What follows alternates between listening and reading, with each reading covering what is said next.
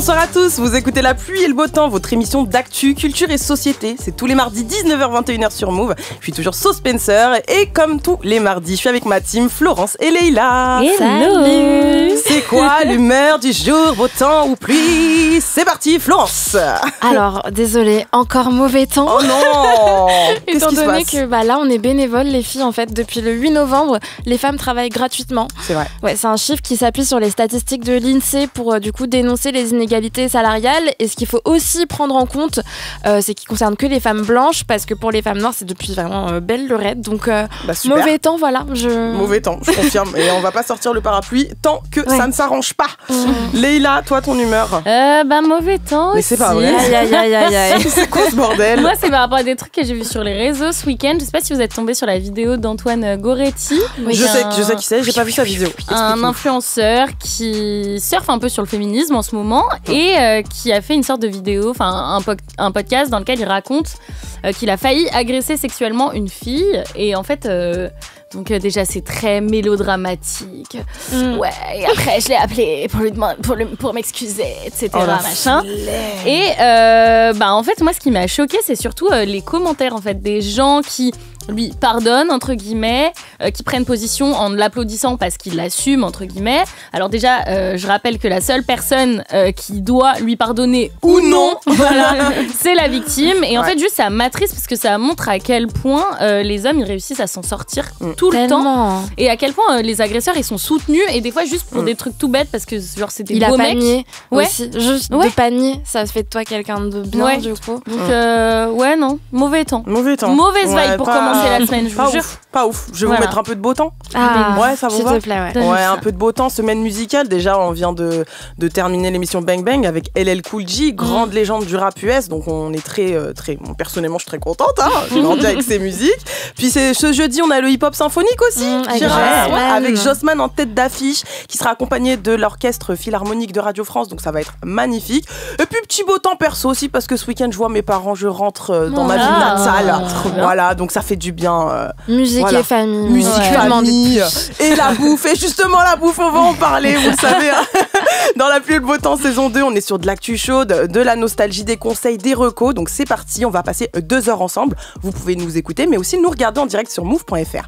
Au menu de La Pluie et le Beau Temps aujourd'hui, 2 gros sujets. C'est officiel, en France, depuis ces 30 dernières années, l'obésité a été multipliée par 4 chez les enfants et les ados. Le sucre, on le sait, est directement responsable et plusieurs études chiffrent même le coût important de la malbouffe pour l'État et la société. Et c'est vrai que si on associe souvent la France à la bonne gastronomie, vous allez voir que nous sommes en fait exposés à beaucoup de mauvaises habitudes alimentaires et ce, dès l'enfance. On va aussi parler de notre rapport à la malbouffe en grandissant en tant que femme. Et dans la deuxième partie, on rétablira la vérité sur l'inventeur du kebab. Oh Et on se rappellera entre autres que, des friandises de l'époque qui ont disparu parce qu'elles n'étaient pas du tout éthiques. Le 3 novembre dernier, Quincy Jones a tiré sa révérence à l'âge de 91 ans. Alors pour les amateurs de musique, de jazz, de soul, de funk et de blues, il était plus qu'un producteur et musicien, il était un empire à lui tout seul et il laisse derrière lui un héritage musical considérable. On voulait bien évidemment vous en parler aujourd'hui. Ouais, et du coup, on va écouter quelques-uns de ces titres emblématiques. On verra la place importante des producteurs, paroliers, compositeurs dans la musique qu'on écoute aujourd'hui. Et on partagera du coup nos morceaux préférés qu'il a produits. Voilà, on revient cette semaine avec 2 gros sujets d'actu, culture et société d'hier et d'aujourd'hui. Allez, restez branchés, tout ça et bien plus encore, c'est dans la suite de La Pluie et le Beau Temps. Let's go. La pluie et le beau temps. La pluie et le beau temps. Alors, il y a tout pile 2 semaines, c'était le 27 octobre dernier, la ministre de la Santé Geneviève Darrieussecq a déclaré, je la cite, « Je suis favorable à des taxes sur les sucres transformés », c'est-à-dire qu'en fait, elle parle des produits alimentaires qui sont transformés à forte teneur en sucre ajouté et qui sont vendus en supermarché. Et cette déclaration, elle faisait donc sous-entendre qu'une nouvelle taxe sur le sucre allait être imposée, en plus de celle qui existe déjà sur les sodas, sachant que le ministère du Budget avait lui aussi montré son soutien. C'est vrai que cette taxe aurait pu intervenir sur les produits qui sont consommés par une majorité d'enfants, majoritairement les enfants et les ados, malgré toutes les recommandations nutritionnelles. Mais malheureusement, le 4 novembre dernier, le projet a finalement pas été soutenu par l'exécutif. Plutôt que de vouloir systématiquement taxer, apparemment, la ministre de la Santé a affirmé le 29 octobre dernier qu'elle voulait finalement convaincre les industriels pour qu'ils aillent vers des recettes qui utilisent, je cite, beaucoup moins de sucre. Bon, ok, je vais pas dire que c'est les lobbies, on va rien dire de tout ça, mais en tout cas, c'est dommage parce que le sucre est considéré par la plupart des des professionnels de santé comme l'ennemi public numéro 1. La surconsommation de produits sucrés est même devenue un enjeu de santé publique puisque ça favorise l'apparition de graves maladies, ça augmente le diabète, ça augmente aussi les chances de contracter certains types de cancers. Et parmi ces maladies, on est obligé de citer l'obésité qui touche aujourd'hui plus d'1 milliard de personnes dans le monde. Ça, c'est pas moi qui le dis, c'est l'OMS, l'Organisation mondiale de la santé. Donc ça fait un habitant de la planète sur 8. Au niveau des jeunes aussi, en France, l'obésité a été multipliée par 4 chez les enfants et les adolescents.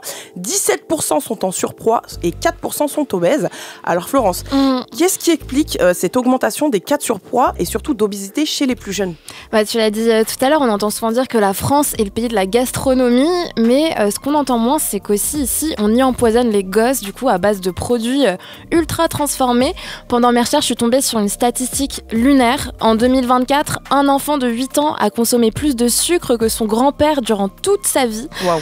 Ouais, parce qu'en fait, on parlait du tabac la semaine dernière et de son industrie qui incitait les jeunes à fumer tôt pour les rendre clients à vie. En fait, c'est exactement la même logique avec la malbouffe, si vous voulez. Ouais, je capte, c'est un marketing qui cible les plus jeunes. Non mais à fond, et il suffit de se balader dans un supermarché pour s'en rendre compte. Plus les produits sont pourris pour la santé, plus les emballages sont jolis. Donc moi, ça me fait penser aux Choupa Choups. Donc ouais. Ces sucettes sur des présentoirs sublimes dont grave. Le logo se retrouve carrément sur des goodies. C'est tout un délire. Au-delà de l'esthétique, c'est aussi attiré avec des jouets comme dans les paquets de céréales ou encore avec des mascottes. Et évidemment que ce genre de produit donne plus envie que des amandes pour le goûter, quoi. Grave. Vous petite, c'est la Java ou pas en termes de sucrerie? Est-ce que vous vous souvenez des pochettes surprises? Vous savez, c'était des longs cônes. Oui, Voilà. c'est bon, je me On rappelle. achetait ça dans les magasins et ça coûtait quoi, 2 francs, je pense, un truc comme ça. Bon, il n'y avait Ça pas les francs, francs, moi, mais- quand j'étais petite. Mais si, dans les années 90. Ben, on Aïe, était... aïe, aïe. Ah bébés, là on là, mangeait... Enfin, la jeunesse. en tout cas, toutes les deux, on mangeait pas encore de bonbons. Mais même dans les années 2000, bon allez, on va dire que ça coûtait 1 euro à l'époque, mais ça là-dedans, il y avait grave des bonbons et tout, c'était trop la base. Ah ouais, non, j'ai pas. Ouais. C'est vrai? Moi, Tu te souviens pas de j'avais tout le temps plein de trucs chez moi, mais j'ai pas le souvenir d'avoir été très gourmande, genre. Ah ouais? petite. Ouais. Ah ouais? Ok. Ou les Et toi? gâteaux à Ah, gogo. moi, je me mettais vraiment bien. Et puis souvent, je trouve le moment de bascule, c'était devant les caisses. Où en fait, t'étais genre, bah si, moi, je veux ça. Des Et- chewing-gums. Mais ouais, c'est là où il y machin. avait les pochettes surprises, justement. Ah, bah, Un attends. franc, tu vois. Ok. Et en fait, les caisses, c'est un truc où tu mets vraiment ta daronne devant le fait accompli. Je te Il faut jure. aller vite, faut donner réponse devant la dame. Alors, ça finit souvent par bon, bah vas-y, prends ta merde. Et d'ailleurs, du coup, c'est quelque chose qui est prouvé. Et en ce sens, depuis 2008, les établissements s'étaient engagés à ne plus avoir de malbouffe devant les caisses. Mais pourtant, partout où tu vas, c'est toujours d'actualité. Ça. Ouais, ça Ouais, il y a c'est que des clair. bonbons ou des chewing-gums. c'est ça. des trucs C'est comme toujours comme ça au niveau des caisses. Mais de toute façon, à ce marketing, je sais qu'il va au-delà des supermarchés. Bah ouais, les influenceurs font pas mal de partenariats qui mettent du beurre dans les épinards, comme on dit, mais trop de sucre dans les assiettes des jeunes. Du coup, on peut citer la pub Joule avec Oasis, qui régale, elle est très belle, mais bon, Ouais, très orange, très coloré. Récemment aussi, c'est Koh-Lanta qui a fait équipe avec les bonbons tête brûlée. ouais, genre, on va relever le défi. Ouais, ouais, c'est ça. Super, mais le truc c'est que ce matraquage du coup nous montre à quel point on n'est pas des mangeurs libres, il gâche totalement les efforts des parents et crée des préférences alimentaires catastrophiques. Résultat, les habitudes qu'on prend enfant, elles s'ancrent. D'ailleurs, souvent dès qu'on a de l'argent de poche adolescent, nos premiers achats c'est des bêtises à la boulangerie ou à l'épicerie, enfin je sais pas vous, mais moi Ouais, vraiment. Tellement. Et perso, je me souviens qu'au collège, on achetait des 10 balles de sucettes à 10 centimes. Et avec mes copines, on était capable de les manger en une journée. Et c'était tellement devenu un fléau qu'elles avaient été interdites au sein de l'établissement. Et moi aussi, c'était les sucettes bleues et tout, Oui, genre qui faisaient la langue t'avais la bleue. langue. Et ça a piqué, mais après, on avait même des langues. Moi, j'avais mal à la langue. Oui, moi aussi, mais j'avais mal aux dents. Vraiment, vraiment.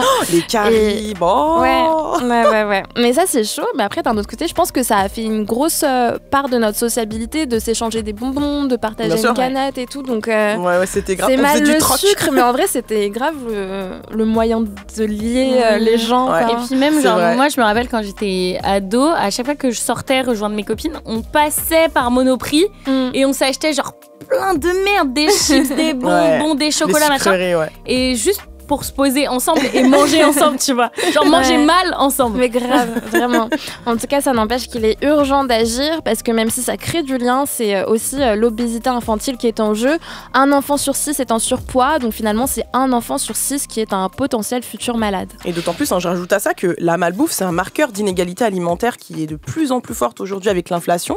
Alors comment, Leïla, la malbouffe s'est imposée dans le monde? Bah déjà, faut savoir que la pauvreté, comme tu le disais, c'est malheureusement propice à la malbouffe et parce qu'elle s'est sournoisement imposée dans les habitudes alimentaires des populations les plus vulnérables. La Ligue nationale contre l'obésité, elle a rapporté qu'en 2024, il y avait 18,1% des adultes en France, donc près de 10 millions de personnes qui étaient obèses. Et dans cette proportion-là, en fait, les populations économiquement vulnérables, elles représentent 24,7% C'est beaucoup. C'est énorme. Et du coup, aujourd'hui, je voulais me pencher aussi sur l'Afrique, l'endroit où le taux de pauvreté il dépasse plus de 30% et où la malbouffe elle a su se développer dans de nombreuses régions. Quoi. Ouais, les fast-food, les plats instantanés aussi, les snacks qui sont ultra transformés sont devenus des alliés un peu pratiques pour les ménages qui n'ont pas beaucoup de revenus. Ouais, et par exemple, moi, je vais au Sénégal chez ma famille à peu près tous les ans ou tous les 2 ans depuis que je suis toute petite. Et depuis une dizaine d'années, je me rends compte que les enfants, ils consomment de plus en plus de conneries, donc que ça soit des chips, des bonbons ou du soda. Et par exemple, les paquets de chips individuels, ils sont pas chers du tout. En gros, c'est fait pour que même les plus pauvres ils puissent se les acheter. C'est environ 100 francs CFA. Donc, c'est l'équivalent de 15 centimes en euros. C'est que dalle. Donc, t'imagines que ils peuvent en acheter 15 dans la journée s'ils veulent, quoi. Et c'est leurs parents qui leur achètent parce que c'est quelque chose d'occidental. C'est des trucs qu'ils ont pu voir à la télé. Et surtout, c'est des trucs qui leur font plaisir. Est-ce que vous, c'est quelque chose que vous avez observé quand vous allez dans vos pays d'origine, par exemple ? Je me fais le même constat que toi parce qu'on vient du même pays, forcément. Et c'est vrai que depuis que je suis petite, à chaque fois que je vais au Sénégal, je remarque que les boissons, les sodas sont très colorés. Et de plus en plus sucrés. Et très sucrés. Ouais, maintenant ils sont fluo. Ouais, je te jure, non. Surtout la boisson orange qui pique là. Ouais. Je sais pas si je peux le dire, mais tu peux le dire. l'orangina ou le Fanta, mais il est orange pamplemousse. Non, mais il est orange fluo, t'éteins la lumière, tu le vois, tu vois. Le truc, c'est un phare, tu sais. Et c'est vrai que toi aussi, t'as vécu moi, j'y suis allée qu'une fois, du coup, au Cameroun pour ma part, et c'était récemment. Et t'as plutôt mangé local. Ouais. Parce qu'après, je pense qu'ils m'ont mis bien dans le sens où ils voulaient que je rencontre des gens et que machin. Du coup, j'ai pas trop eu l'occasion de voir ça. Mais par contre, le truc des gens plus pauvres qui consomment énormément de fast-food, je trouve que ça aussi, on peut le constater même ici, en France. Bien et sûr. pour autant, je trouve que c'est quand même cher et qu'en fait, ça donne l'illusion de payer pas cher un repas. Alors qu'en fait, c'est clair. Et le paradoxe, il est aussi cruel parce que ce qui est financièrement accessible est souvent nutritionnellement pauvre au final. Ouais, voilà. Et que ça soit en Afrique ou ailleurs dans le monde, les aliments les plus transformés, c'est les plus abordables. Et le développement des chaînes de fast-food, ça a amplifié ce phénomène-là. On trouve des menus à moins de 10 balles et c'est plus simple et moins coûteux d'acheter, je sais pas moi, un sandwich, un burger avec des frites ou un paquet de gâteaux, etc., plutôt que de remplir son panier avec des légumes, des fruits, de la viande, etc. Donc la pauvreté, ça impose des choix alimentaires qui, du coup, amènent à une consommation de produits malsains.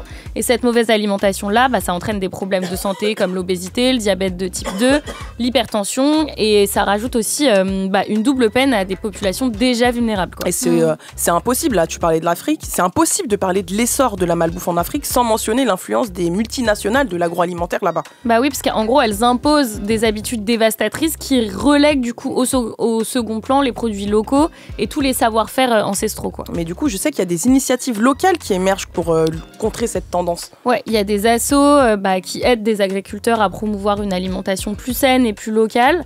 Au Sénégal, par exemple, il y a des campagnes de sensibilisation qui essaient de réhabiliter le mil et le fonio. Donc, c'est des céréales locales, quoi.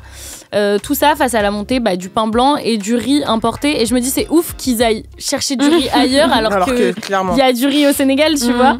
Mais ça reste quand même un long chemin à parcourir pour inverser la tendance. Donc soit l'Afrique, elle continue sur la voie d'une alimentation mondialisée, standardisée, synonyme de malbouffe et de maladies chroniques, soit elle choisit de valoriser ses ressources locales et ses traditions culinaires. Et du coup, je trouve que le défi, il est de taille. Et surtout que le système de santé, là-bas, il est pas fou. Mais et déjà... du coup, il y a des maladies qui vont se développer, qu'on saura pas soigner ou qu'on saura pas stopper. C'est ça. Et en plus tout de ça, coûte plus cher finalement. Le coût de te soigner. Tu rajoutes même, tu sais, à ce truc de malbouffe, tu rajoutes même déjà les quantités, ne serait-ce que l'huile ou le cube.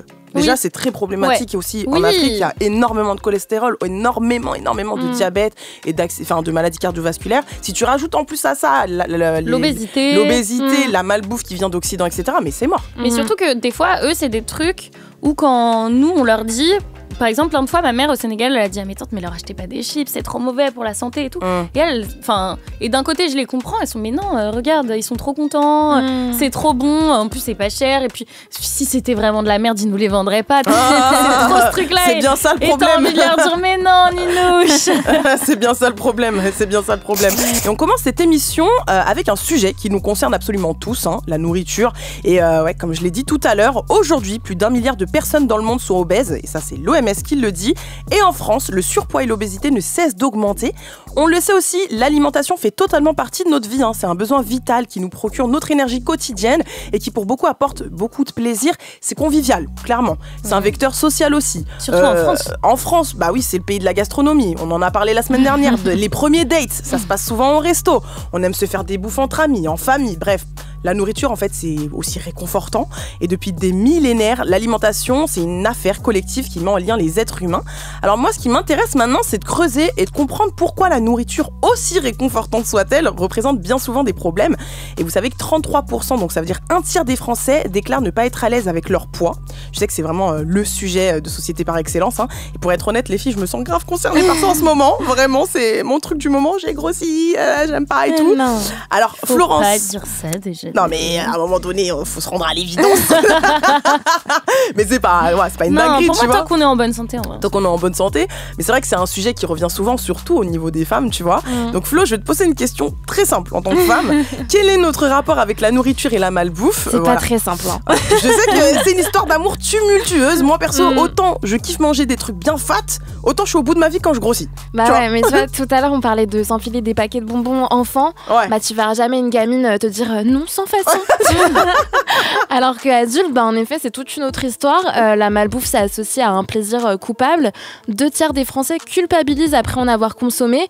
Et surtout, tu le disais, les femmes, et encore plus quand elles sont jeunes, et encore plus quand elles sont bourgeoises. Est-ce que vous, ça vous culpabilise quand vous faites un petit écart, comme on dit Je vais pas mentir. Non. Oui. Un peu. Ça m'empêche pas de recommencer. Ouais. Genre maintenant, là, aujourd'hui, non. Mais ouais, il y a peut-être 2 ans, 3 ans. Bon, je me restreignais pas, mais je regrettais. Ouais. Toi, c'est comment? Bah moi pas tant, et je pense que c'est aussi parce que je suis hyper mince mais depuis jeune. Et d'ailleurs j'ai une anecdote qui je trouve horrible. Genre j'ai un ancien pote qui sortait avec une meuf et un jour on est en café et il me dit qu'il veut la quitter. Et je lui dis ah bon pourquoi et tout, et il me dit qu'en fait c'est parce que il trouve pas ça élégant qu'elle bouffe plein de trucs passants. Élégant. Ouais, et après genre moi je regarde comme ça parce que nous on faisait que bouffer des trucs nuls, tu vois. Et après il me dit non mais tu vois, si ça avait été une fille comme toi ça me dérangerait pas. Enfin c'est une dinguerie. En gros il a peur qu'elle grossisse. Mais je pense qu'il la trouvait pas fine et que du coup genre l'image de voir une fille qu'il trouve pas fine manger okay. Des trucs pas... c'est horrible. Ouais. Ça l'a dégoûté quoi. Bah oui, mais moi j'ai vraiment regardé avec des gros yeux de ok, enfin et en même temps bizarre. La pauvre. La malbouffe, bah, elle a vraiment un genre, ça cible les hommes. Moi j'ai vraiment aucun souvenir d'avoir déjà vu passer une pub avec un gros burger où on y montre une femme. Et ouais, vrai, pour nous c'est plus des yaourts, parfois spécial régime en plus. Ouais. Donc, c'est vrai ça. C'est des meufs toutes maigres qui mangent un yaourt pour maigrir encore. Et ça elle le mangeait. T'es en mode mais tu veux perdre quoi? Ton fémur, ma chérie, dis-moi.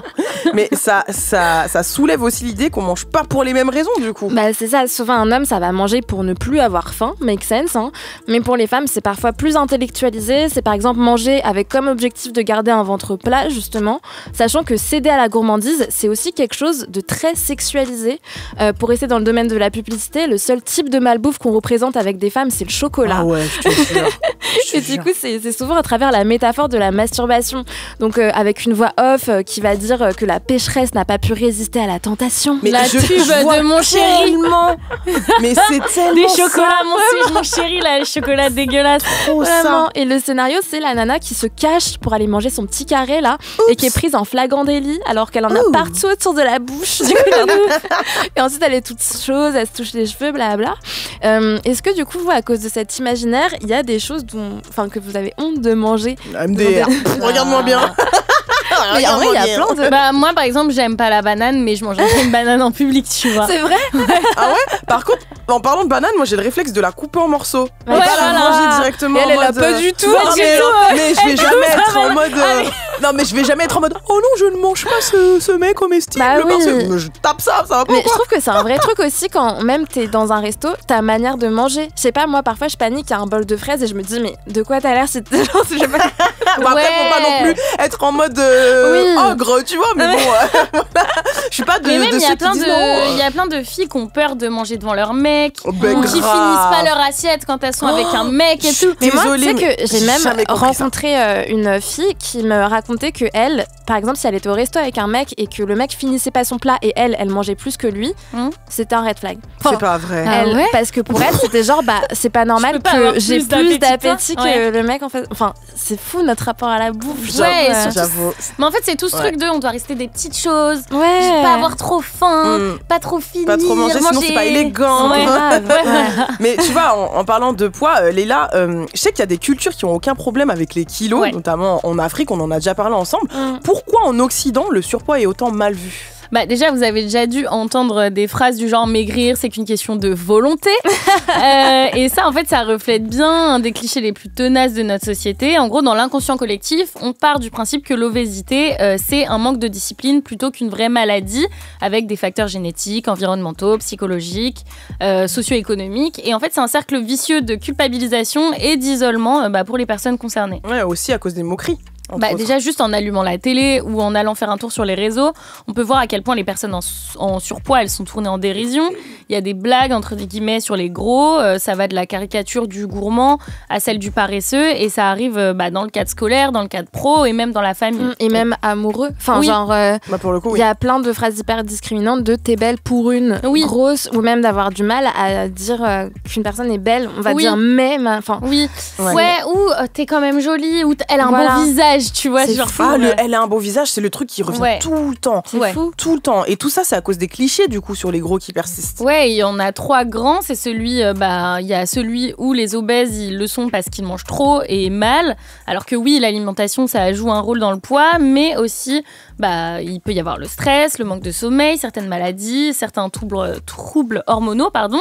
On peut aussi entendre que les personnes en surpoids sont paresseuses, qu'elles choisissent leur état de santé, et ça a des répercussions graves en fait parce qu'elles font face à des discriminations dans la vie quotidienne, mais aussi dans le milieu médical. Par exemple, il y a une étude de 2009, elle est un peu vieille, mais en gros, elle a été réalisée par Poole et Ware. Et elle est publiée dans la revue American Journal of Public Health. Et ça montre que les patients obèses, ils reçoivent souvent des soins moins complets parce que en fait, leurs symptômes, ils sont systématiquement attribués à leur poids. Pourtant, c'est possible de changer le regard que la société porte sur l'obésité. Déjà, ça passe par une meilleure éducation à la santé, une sensibilisation aux multiples causes de l'obésité et une lutte active du coup contre les discriminations avec des initiatives comme la Journée européenne de la lutte contre l'obésité. Parce que en fait, la grossophobie, c'est pas juste de la moquerie, c'est un problème de santé publique vraiment. Clairement, et il faut le dénoncer. Et justement, aujourd'hui, on vous parle de notre rapport avec la nourriture. Ça tombe bien, 19h26, il est temps de dénoncer. Green flag. Red flag. Alors les filles, quels sont vos red flags sur la nourriture ? Florence ? Moi, il est très mignon, parce que je pense que vous allez donner des trucs beaucoup plus lourds. Donc...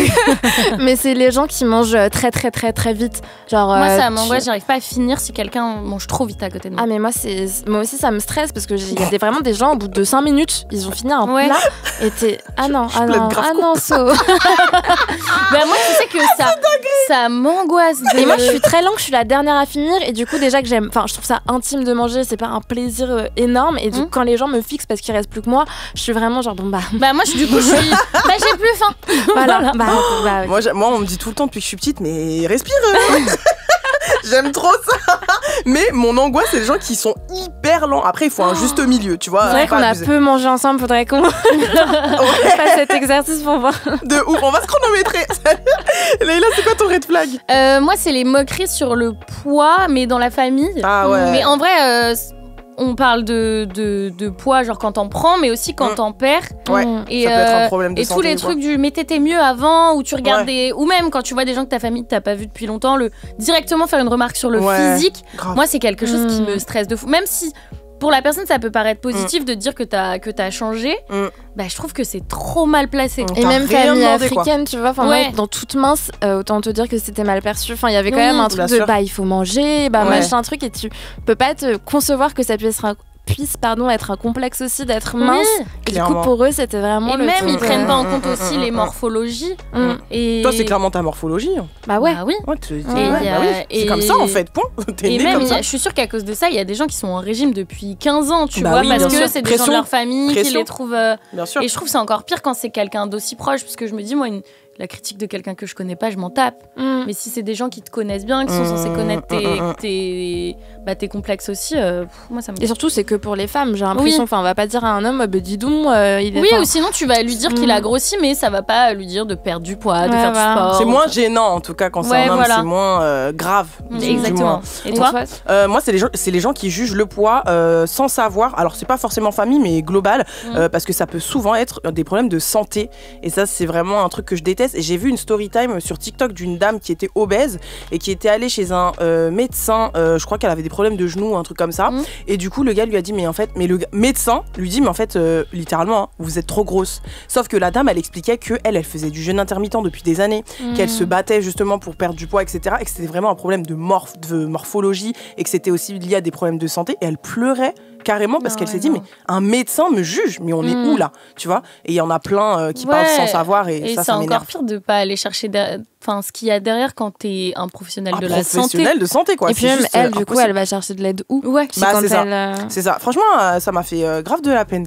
Vos green flags, du coup, les choses quand même positives, hein? Allez, Florence. Bah, moi, comme j'ai dit, je trouve ça hyper intime de manger. Et je trouve que mon green flag, c'est quand je suis à l'aise de le faire avec des gens. Et du coup, un peu genre les gens avec qui t'as faim.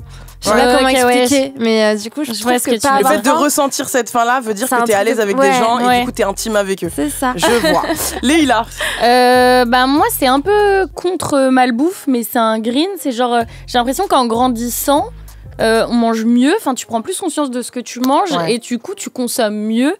Et maintenant, je prends trop de plaisir à aller au resto et tout. Genre, les fast-food, c'est vraiment exceptionnel. Ouais, c'est ça. Et du coup, je suis trop contente quand je vais dans un vrai resto Ouais, je vois. d'adulte. Ouais, ça fait plaisir en fait. Ouais. Ça rejoint moi mon green flag, c'est les bonnes bouffes entre proches, Ouais. amis, famille. Et je sais que je préfère 1 milliard de fois manger un plat fait maison ou un bon plat au resto qu'un truc vite fait comme ça. Je vais suivre si tout le monde suit, mais un peu, tu vois, à reculons quoi. Ouais, et Ça je vais pas m'enchante considérer ça pas. comme une sortie, alors que petite, j'étais contente, je sais pas moi, d'aller au Quick, Ouais, d'autant plus d'aller qu'après, manger un grec, tu vois. Sûrement t'as faim encore 2-3 heures après, quoi, parce que nutritionnellement c'est pas ouf quoi. Ouais.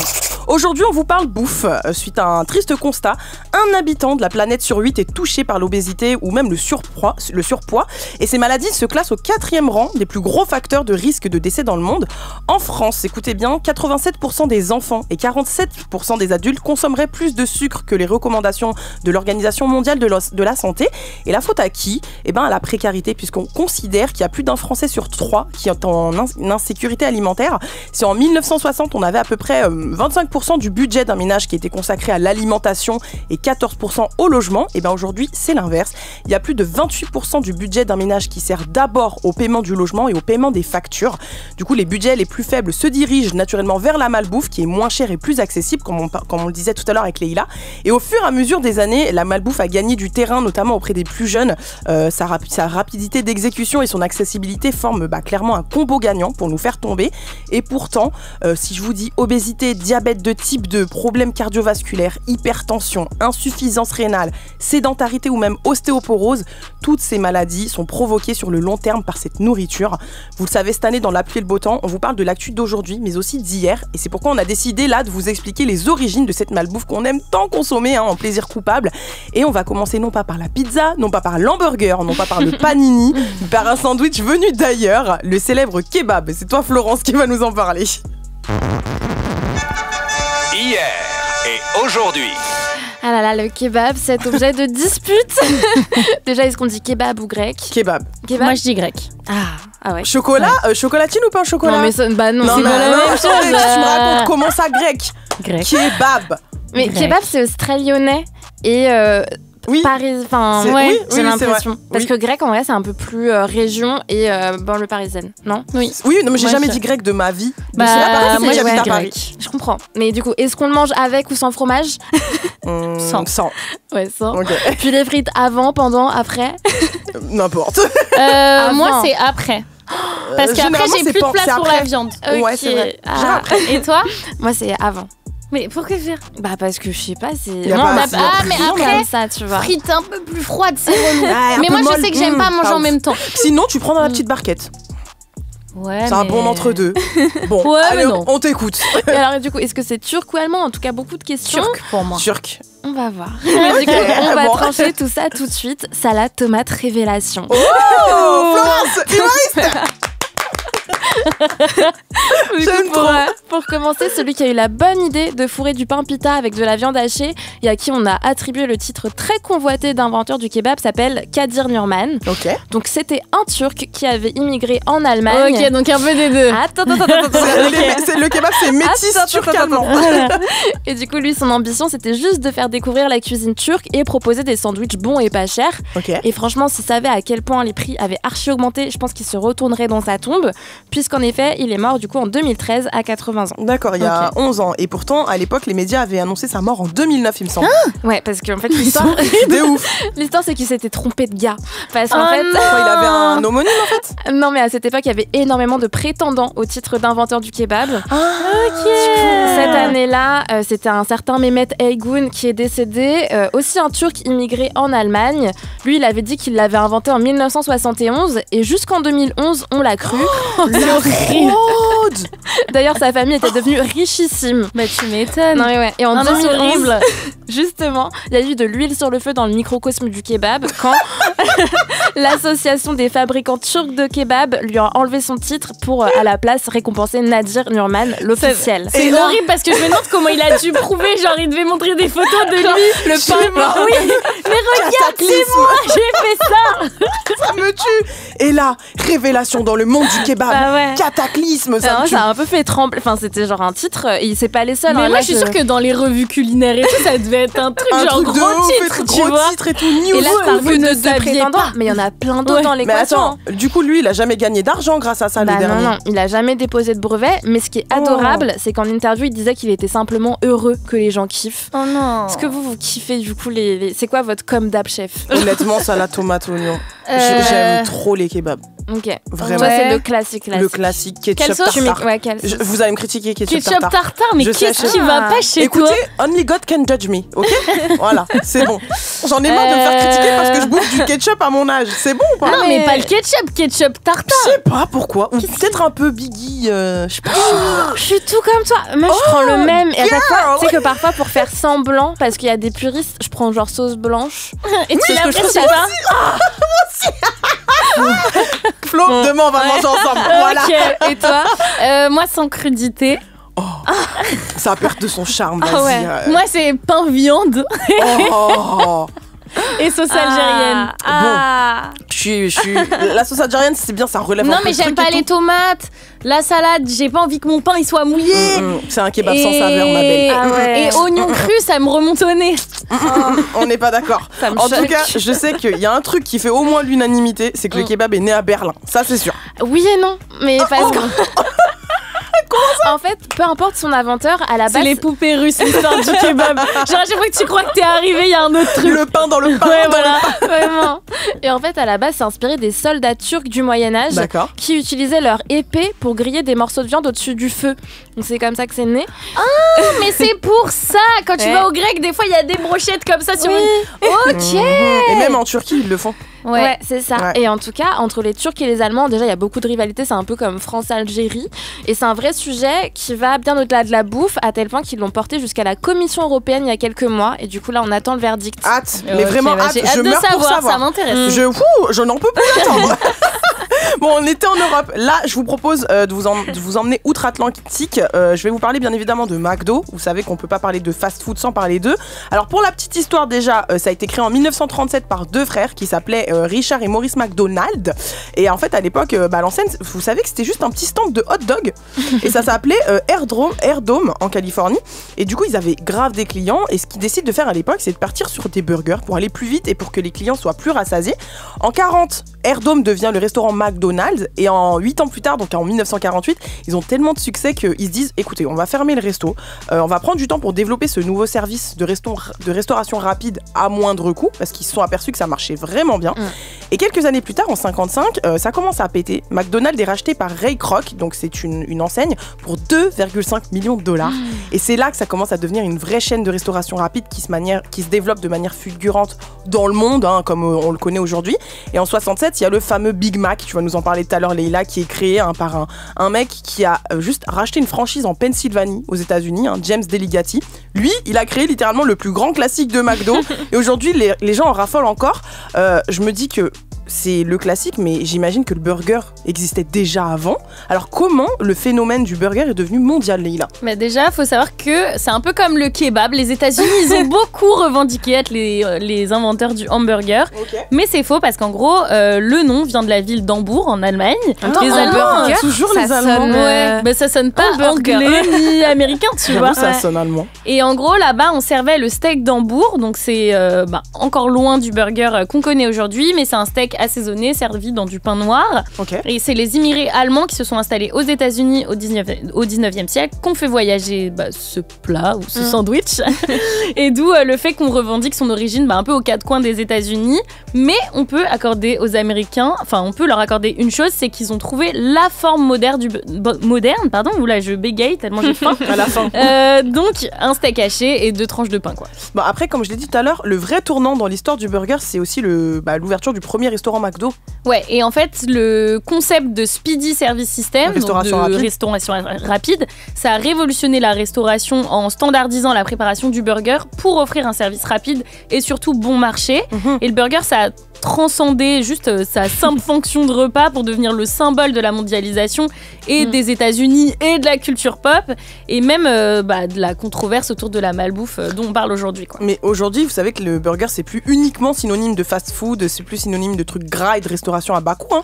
Bah oui, il a été réinventé par des chefs du monde entier, des gastronomes, etc. Donc de Hambourg à New York en passant par Shanghai, je sais pas, des stands de rue aux tables étoilées. Le burger, il a parcouru un long chemin et il a réussi à s'imposer comme un aliment de confort universel qui a traversé les époques et les continents sans jamais vraiment perdre de son attrait. Après, moi, je suis désolée, mais burger, je sais pas pourquoi, je serais pas prête à mettre un prix jamais énorme. De la vie, ouais, moi non plus, parce que peu importe ce qu'ils mettent dedans, pour moi, c'est comme les pâtes. Genre, je vais jamais payer une assiette de pâtes à 50 balles. Ah oui, ouais. Comme je vais jamais des pâtes à la truffe. Ouais, mais c'est pas les pâtes que tu payes, c'est la truffe. Oui. Et franchement, genre, et même déjà manger un burger à la truffe, ça m'écœurerait. Mais tellement. Genre, mettez-moi un steak, du cheddar, mettez-moi un truc. Franchement, je vais pour moi, jamais. le burger, si je vais au resto, je n'achète pas un burger. C'est mort. Bah moi, faut que ça soit. Je sais pas, moi, je sais pas, je me dis c'est un aliment safe place, tu vois. Ouais, moi genre, comme tu prends des pâtes à la bolo, t'es pas déçu, tu prends un burger, t'es pas déçu. Ouais, c'est vraiment si dans la carte, il y a rien qui te va et tu dis, bon, vas-y, le burger, c'est genre le truc valeur sûre, tu tombes pas malade. Exactement. Tu sais que le goût, ça va t'aller. C'est ça, exactement. Je suis d'accord. J'espère que vous avez pas trop faim, vous nous écoutez, mais vous pouvez manger. Mais là, ils doivent être en train de manger. Vous pouvez manger. Je suis sûre que vous êtes en train de manger. Parce que vous là, avez bien de la chance. Ouais, vous êtes en train de nous écouter, on vous parle de burger, etc. Aujourd'hui, on vous parle de malbouffe, de kebab, mais surtout de sucre. C'est ingrédient à l'origine de bien des maux, notamment chez les jeunes, parce que selon l'OMS, en 30 ans, le taux d'obésité a quadruplé chez les enfants et les adolescents. Et en parlant d'enfants, une nouvelle étude menée par des chercheurs du Monell Chemical Senses Center à Philadelphie a étudié les données scientifiques qui concernent la préférence des enfants pour la saveur sucrée. Et figurez-vous que cette étude a révélé que tous les enfants naîtraient avec une préférence marquée pour le sucre. Cette préférence, elle permettrait... C'est pour ça aussi qu'on fait goûter le salé avant de faire goûter le sucre au bébé. Ah, je savais pas. Parce qu'après, ils mangent plus le salé. D'accord. Ah, tu m'apprends quelque chose. Moi, j'ai un kiff pour leur faire goûter du citron. Elle est horrible. Mais je savais pas du tout. Mais justement, bah oui, c'est ce qu'elle dit, cette étude. En fait, ils naîtraient avec cette préférence marquée pour le sucre. Et ça permettrait aussi d'être attirés par le lait maternel, tu vois, qui est légèrement sucré. Et ça aurait un effet apaisant, apparemment. Donc, les chercheurs ont donc aussi révélé que les enfants préféraient une intensité de saveur sucrée plus élevée que l'adulte. Et que cette préférence pour le sucre, elle diminuerait à la fin de l'adolescence. En fait, c'est la période qui coïncide avec l'arrêt de la croissance physique. Et ça me rappelle aussi que nous aussi, quand on était petite, on avait la même attirance pour au sucre, les bonbons, etc. Je sais pas pour vous, mais quand j'étais petite, personnellement, moi j'aimais trop avoir tout en version miniature. Vous savez, la machine à laver, la machine à coudre, les ustensiles de cuisine, parce que je voulais faire à manger comme ma mère et tout. Ouais. Et je voulais aussi jouer avec les cigarettes des grands, des adultes, les fameuses cigarettes en chocolat. Est-ce que vous aussi vous jouiez avec ça? Bien sûr. Mais bien C'est un sûr. délire en fait, quand on y repense. Voilà. Donc pour la petite histoire, c'est apparu au milieu des années 60 et les cigarettes en chocolat, elles ont fait le bonheur de plein d'enfants, mais surtout avec le regard de la société qui a changé aujourd'hui concernant la cigarette. On en a longuement parlé la semaine dernière. Heureusement, les paquets ont finalement été interdits à la vente en 2005. Je trouve que c'est quand même assez tard. Voilà, de 1960 à 2005, on pouvait fumer avec du chocolat. Bon voilà, quand on y pense, c'était une dinguerie. Alors Florence, tu en as parlé tout à l'heure, les friandises problématiques pendant notre enfance, on en a connu beaucoup. Ouais, moi au départ j'avais en tête de parler des couilles de mammouth qui ont disparu. Déjà, pourquoi on dit couilles de mammouth, genre? Mais c'est comment? Il y en a qui disent boules. Mais c'est pareil. Mais boules, c'est vraiment la balle, genre. Ouais. Bon, C'était la version plus petite. À l'école, on disait les couilles, en tout cas. Moi aussi. Mais en fait, la génération au-dessus de nous a vécu tellement pire qu'il faut que je vous raconte pour pas qu'on oublie. Alors, de 1987... Devoir de mémoire. Ah, mais je te jure, je suis à voir. À 1994, des friandises ont été commercialisées par la biscuiterie Saint-Michel, qu'on n'embrasse pas du tout, du coup. Ça s'appelait les gâteaux Bamboula. Eh oui. Et donc, bien sûr, la mascotte était aussi raciste que son nom. C'était un petit garçon noir habillé avec une peau de bête. Bien évidemment, à l'époque, personne n'était choqué. Et même carrément, c'était vendu dans tous les supermarchés, Bamboula. Et pire encore, vraiment, ça faisait un carton. On le dérivait en plein de produits. Il y avait des services de Minitel, des BD, des disques, des pins, etc. Et en fait, le succès était tel qu'un jour, Saint-Michel s'est dit, tiens, et si on voyait plus grand? Et là, ils ont été les sponsors d'un village Bamboula qui a été inauguré en 1994. Ce village complètement problématique était situé près de Nantes, dans un parc animalier. C'est dingue cette histoire. L'idée, c'est que du coup, un groupe de figurants africains exploités et sans contrat de travail puissent y déambuler en tenue traditionnelle ivoirienne. L'idée, c'était aussi de pousser l'irrespect à son climax, visiblement, puisque le soir, ils étaient contraints de se coucher à plusieurs dans le même matelas. Il y avait même eu des accusations d'agression sexuelle. En plus de ça, on leur confisquait leur passeport pour soi-disant qu'ils ne les perdent pas. Bien sûr, voyons. Et parce que c'était pas suffisant, ils étaient soignés si nécessaire par des vétérinaires. Donc, autrement dit, il y a 20 ans, on ouvrait un zoo humain. Ouais, c'est incroyable. Il y a toujours les images, on retrouve facilement ça sur YouTube. Et là, heureusement, les consciences se sont éveillées. Tout ça, ça a fini par être relaté dans des documentaires qu'on trouve aujourd'hui. Ouais, et ça a été porté en justice. Le parc a été condamné et les biscuits ont disparu du commerce. Tant mieux. Mais le truc que je trouve moins cool, justement, c'est le fait que ça ait aussi disparu de la rubrique historique de la marque Saint-Michel. Vous en pensez quoi, du coup, en fait, que tout ça se soit passé il y a même pas si longtemps que ça, 20 ans, et qu'ils prennent pas le courage en vrai. Moi je pense que c'est du courage aussi. D'assumer leur histoire et d'assumer les merdes qu'ils ont pu faire. Grave, parce que ça porterait beaucoup de préjudices. Et même je me dis, marque. en vrai c'est vraiment la génération au-dessus de nous, c'est-à-dire que c'est même pas les gens de 60, c'est les gens de 40 ans en fait qui étaient jeunes quand ça, je trouve ça, mais waouh. Moi je suis trop choquée de ça, je connaissais pas du tout. Mais regardez les images, je pense au truc Banania machin et tout, il y avait aussi ce truc là. Franchement c'est la même merde. Et en plus de ça, moi Saint-Michel je vais plus jamais acheter vos gâteaux, déjà je les achetais pas, ils étaient tout secs. En plus ils sont chers pour rien. Mais ils sont tout secs, voilà, je vous le dis, je vais plus jamais acheter vos gâteaux. Et voilà, comme ça c'est dit et ça c'est fait. Voilà. Tout à l'heure je vous ai parlé de McDo, mais petite, je me souviens aussi que je confondais grave les deux anciennes à l'époque, parce qu'il y avait que ça qui existait, je confondais grave McDo et Quick.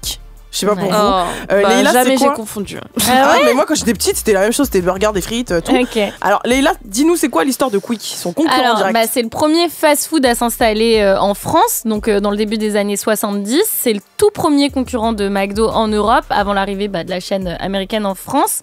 Ça c'était dans les années 80 et c'était le leader de la restauration rapide ici. Et en fait, l'idée, c'était d'importer le concept américain en l'adaptant au goût des Européens. Et donc, les premiers menus, ils avaient une touche un peu française, entre guillemets. Le pain était plus petit, le fromage était local et les sauces, elles étaient adaptées au palais français.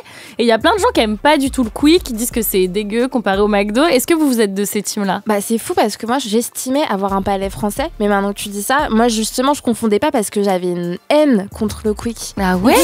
Jusqu'à ça. Je te jure. Moi, je sais, j'étais souvent chez mes grands-parents parce qu'ils me gardaient genre l'été et tout, et il y avait un Quick à côté et j'étais genre c'est nul, non, c'est pas McDo, c'est pas. Ah ouais? Moi franchement pour moi et c'est aujourd'hui la même encore merde, franchement. Mais là il y en a plus trop. Enfin, en fait, je trouve ça dur de Dans trouver Paris, il y un en a plus, quick. ouais. Enfin, il y en a plus trop, il ouais. y en a deux, Je suis pas très fan des fast-food, donc en vrai, c'est pas Ouais. trop. Voilà. Je Après, sais que, McDo, c'est une pâte unique, je trouve. Enfin, c'est horrible de dire ça, peut-être, Ouais. mais... Et justement, McDo a tout chamboulé quand la chaîne est arrivée en France. Bah, déjà, la stratégie de McDo, ça a été de s'adapter aux spécificités locales ici en introduisant des produits typiquement français comme le croque McDo. Parce que apparemment, dans d'autres pays, il y a pas de croque McDo. Moi, je mais savais c'est pas. comme là, pendant les JO, il y avait plein de McDo d'endroits différents. Donc, il y Ouais. avait un McDo grec, un truc... enfin, Je vais pas au McDo, donc je sais pas. Ah, J'aime putain, mais j'ai pas. l'air d'être... Non, La c'est pas fidèle. ça. Après, il y a des convictions personnelles. Aussi. Voilà. Pour manger du chèvre, ça va aller. Et du filet au fish, non merci non plus. Je déteste, ça me dégoûte. Ça va aller. Du coup, donc t'as répondu, vous êtes des grandes consommatrices. Enfin, t'es une grande consommatrice de McDo. Mais je l'étais, hein. Je l'étais. Ouais. Et c'est quand, du coup, la dernière fois que vous avez mangé dans un fast-food? Un fast-food hier soir. En préparant l'émission. Ah, c'est horrible! Mais c'est parce que, vas-y, en fait, il y a du travail, jour férié. Non, mais ça montre à quel point nos cerveaux, ils sont bidons. Mais Genre, c'est parce que toutes c'est les deux, comme on un travaillait dessus, on dimanche. était genre McDo. Et genre, on a... Mais j'ai fait pareil. C'est fou. Mais vas-y, c'était un dimanche hier. Mais nous, on travaillait, donc tu te dis, vas-y, vite fait, t'es prise par le Non, mais ça veut dire qu'on va devenir productrice de musique, puis après on va parler de ça. Bon, allez, le temps passe. Ça me tue. En tout cas, ne faites pas comme nous. Bon. Mais c'est bon, en tout cas, l'arrivée de McDo, ça a obligé le marché français à s'adapter et à disparaître. Enfin, à s'adapter, à disparaître, à se réinventer, comme avec la création du Giant ou du Supreme Cheese chez Quick. Et du coup, la France, elle a su s'approprier le modèle du fast-food tout en insufflant son identité. Et ça continue de marcher puisque ça reste les leaders, hein, il me semble bien. 19h55, dans 5 minutes, il est 20h. On termine cette première heure avec nos recos sur le premier sujet du jour, la nourriture. Les recos de la pluie et le beau temps. C'est quoi ta reco, Florence, sur la nourriture ? Alors moi c'est un bouquin qui s'appelle Pomme Girl de Rim Batal. Du coup elle c'est une autrice franco-marocaine et ça c'est son dernier recueil de poésie. Déjà c'est un objet que je trouve hyper beau et en plus c'est un ouvrage qui est bilingue donc écrit en français et en arabe et ça parle d'une rencontre à une soirée où un gars en fait il demande du feu à une femme et elle en a pas mais elle lui tend une pomme et puis finalement la suite du récit ça évoque plusieurs thèmes comme la danse, la séduction et entre autres du coup la nourriture avec ses pommes. Une petite Blanche-Neige. Une petite Ève, mais elle dit que Une c'est petite pas la Ève. pomme de Ève. Et il y a une D'accord. phrase que j'adore où elle dit « J'aime qu'il aime que je mange ». Ça rejoint un peu mon green flag. Leïla, Voilà. ta reco du coup sur la bouffe. Moi, la bouffe. c'est plus sur l'obésité, en fait, dont on D'accord. parlait tout à l'heure. Et c'est pile sur ce que je disais avec le regard qu'on porte sur les obèses. Et c'est le film The Whale, donc un film de Darren Aronofsky. Et c'est sorti en 2022 avec Brendan Fraser. Je sais pas si vous avez vu. Et en gros, Non. c'est l'histoire de Charlie, un prof d'anglais qui est obèse, isolé, qui pèse plus de 270 kilos. Oh. Il vit seul dans un petit appart dans l'Idaho. Il donne des cours en ligne avec sa caméra éteinte parce qu'il a peur qu'on voit son apparence. Et en fait, il est rongé par la culpabilité et la dépression, juste qu'il a frappé après la mort de son mec. Et en fait, il s'est réfugié dans la nourriture et il mène un peu une vie isolée en refusant totalement le contact avec le monde extérieur. Et en gros, à travers Charlie, on parle des questions de la honte liée au corps, de la stigmatisation de l'obésité, l'impact émotionnel de la perte d'un être cher et de la solitude. Et bref, c'est trop beau à regarder, ça fait pleurer. Brendan Fraser, il a gagné un Oscar pour ce rôle, donc du meilleur bien. acteur. Trop bien, si vous avez l'occasion de le voir, À regardez. voir. Ok. Franchement, trop bien. Et toi? Trop bien. Nous, on parlait la semaine dernière des reportages Arte qui sont super et tout. Ouais. Du coup, je vous en recommande un, c'est Un monde obèse en 2030. Voilà. En gros, le reportage il dit qu'en 2030, la moitié de la planète sera concernée par l'obésité, dont 250 millions d'enfants, qu'il y aura une explosion du diabète, des maladies cardiovasculaires et aussi de certains cancers. Donc c'est une belle mise en garde, c'est bien mis, c'est un reportage Arte quoi. Donc je ne peux que recommander, voilà.